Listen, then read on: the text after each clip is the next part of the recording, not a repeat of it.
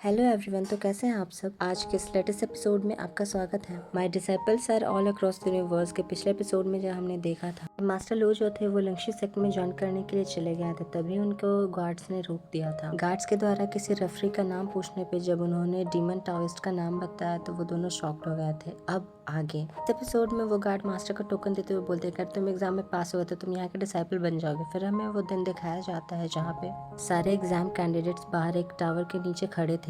वहीं कुछ लोगों का ग्रुप एक दूसरे से लड़ाई कर रहा था। वो लोग दो पीपल्स के फेवर में थे। इनमें से एक तो था बंदा जियांग और दूसरी बंदी का नाम था मिस लियू।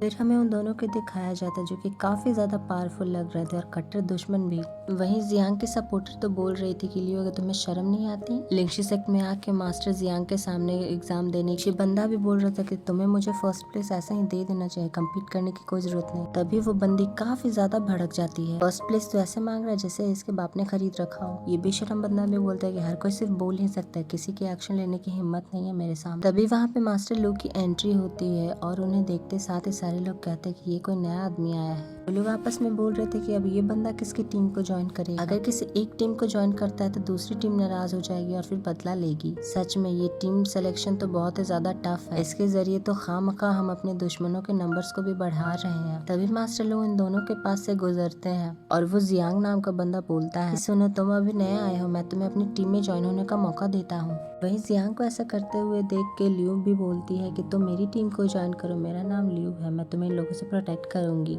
लेकिन हमारे मास्टर लियू तो उनके ऑफर्स को रिजेक्ट करते हुए बोलते कि मुझे इंटरेस्ट नहीं है इन चीजों में। मास्टर लियू बताते हैं कि उनके पास अभी कोई फाउंडेशन नहीं है और वो सिर्फ फिजिकल अटैक्स को ही सीख सकते हैं। अभी वो जियांग बोल पड़ता है तुम कितने बेशरम, तुम्हारी हिम्मत कैसे हुई मेरे ऑफर को रिजेक्ट करने की। अभी के अभी मेरे पास आओ, मुझसे माफी मांगो।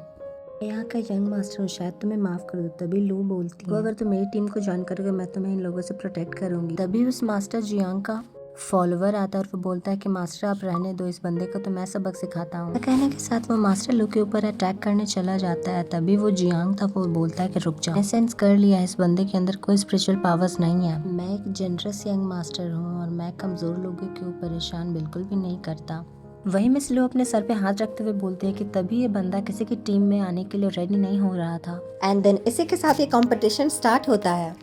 अगले सीन में हमें उन्हीं दोनों गार्ड्स को दिखाया जाता है जिन्होंने मास्टर लू को गेट पे रोका। उनकी बातों से हमें पता चलता है कि जो जितना ज्यादा स्कोर करेगा उसे उतने ही ज्यादा रिसोर्सेज प्रोवाइड किए जाएंगे। पर्पल हेयर वाला बंदा बोलता है कि बिना किसी देरी के हम लोग इस एग्जाम को स्टार्ट करते हैं, क्योटिक हार्ट द फॉरेस्ट। जिसके साथ ही हमें पता चलता है लास्ट के 10 पार्टिसिपेंट्स एंड देन जो इस फॉरेस्ट को क्लियर करने में फेल होंगे उन्हें एलिमिनेट किया जाएगा। जो सुनते साथ ही यहाँ हर किसी के चेहरे पे चिंता की लकीरें आ गई। साथ ही साथ वो एग्जामिनर अपने हाथ से एक फ्रूट को नीचे गिराता है जो कि नीचे आते ही एक बहुत बड़ा एक्सप्लोजन करती है और ये एक्सप्लोजन बहुत दूर तक फैला था। इसके बाद हमें दिखाया जाता है कि वहाँ पे एक जाइंट फॉरेस्ट का निर्माण हो गया था। यही था the chaotic heart of forest. इसी के साथ वो एग्जामिनर बोलते हैं कि जो कोई भी इसे पास कर लेगा बिना एलिमिनेट हुए वो लिंग्शी सेक्ट का डिसाइपल बनेगा। यहाँ हर कोई अपनी अपनी प्लानिंग के साथ आया था। इन तीनों के साथ साथ जियांग अपने फॉलोअर्स को बताता है कि हमें तीनों एग्जाम्स को क्लियर करना होगा ताकि हम एक इलाइट स्टूडेंट बने।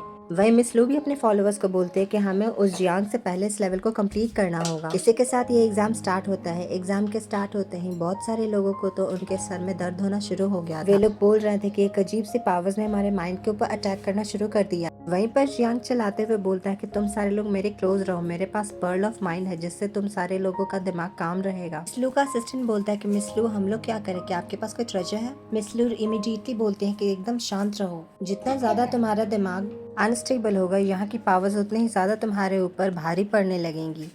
मेरे पास एक ऐसी टेक्निक है जिससे इसे बचा जा सकता है। फिर सीन मास्टर लू के ऊपर शिफ्ट होता है जो कि नीले आकाश की तरफ देखते हुए बात बोलते हैं। 10,000 साल बाद ये जो क्योटिक हार्ट ऑफ फॉरेस्ट है अब उतनी पावर्स नहीं रखता ताकि इमोर्टल्स की पावर्स को भी डैमेज कर सके। टाइम में एक ट्रेनिंग ग्राउंड था जहाँ हेवन की सीक्रेट कैद की जाती थी, लेकिन मुझे ऐसा बिल्कुल भी नहीं लगा था कि 10,000 साल बाद लिंग्शी सेक्ट तबाह होगा। मास्टर लू को इस तरह से सोचते देखकर जियांग का एक साथी बोलता है कि मास्टर ये तो एक ही जगह पे खड़ा है इतने देर से। जियांग बोलता है कि ये बस एक नॉर्मल नॉर्मल मॉडल है, बस मरने की जगह ढूंढ रहा है, इसे परेशान मत। तभी फिर वहाँ पे मिस लू आती हैं और बोलती हैं पेमेंट टेक्निक ऑफ माइंड, इससे किसी बंदे की कॉन्शियसनेस को वापस लाया जा सकता है अगर किसी के ट्रैप में हो तो। मास्टर लू शॉक्ड होते हुए बोलते हैं कि ये तुम क्या कर रही हो। मिस लू रिप्लाई करती हैं कि थैंक यू, मैं तुम्हारी कॉन्शियसनेस को वापस ले आ पाई। तुम बहुत ज्यादा लकी हो कि मैं तुम्हें यहाँ पे मिल गई। बाय द वे तुम्हारा नाम क्या है? मैं तुम्हें एडवाइस करती हूँ कि तुम जहाँ से आए हो वहीं चले जाओ, बहुत खतरनाक जगह है। लेकिन मास्टर लू वहाँ पे सिग्मा बॉय बनते हुए बोलते हैं कि तुम्हारी टेक्निक का कोई फायदा नहीं है मेरे ऊपर, थैंक यू बट इसके मेरी मदद की इसके लिए थैंक यू। मैं तुम्हें कुछ बोलना चाहूंगा, डॉग फ्लैटर। मिस लू का असिस्टेंट तो गुस्सा हो गया था इस बात पे, लेकिन मिस लू बोलती हैं कि भूल जाओ इस बात को, ये लड़का पहले से ही स्ट्रांग होने का दिखावा कर रहा है। हमने अपना हाथ बढ़ाया था उसकी मदद के लिए, लेकिन उसने हमारी हेल्प को स्वीकार नहीं किया। इसी खूबसूरत सीन के साथ ये एपिसोड एंड होता है। मिलते हैं नेक्स्ट एपिसोड में, तब तक के लिए